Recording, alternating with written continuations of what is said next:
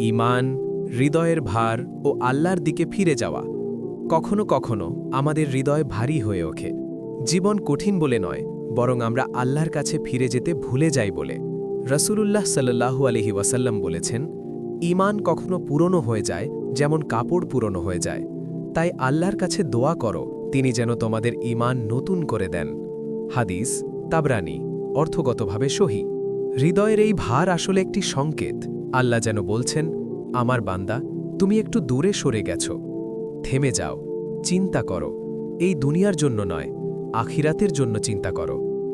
রসূল সাল্লাল্লাহু আলাইহি ওয়াসাল্লাম আরও বলেছেন, জেনে রাখো, দেহে একটি গোশতের টুকরো আছে, তা ঠিক হলে পুরো দেহ ঠিক হয়ে যায়, আর তা হল হৃদয়। সহিহ বুখারী ও মুসলিম।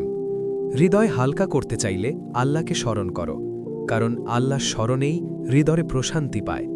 আজ যদি মন ভারী লাগে, তাহলে বুঝে নিও আল্লাহ এখনও তোমাকে ডাকছেন।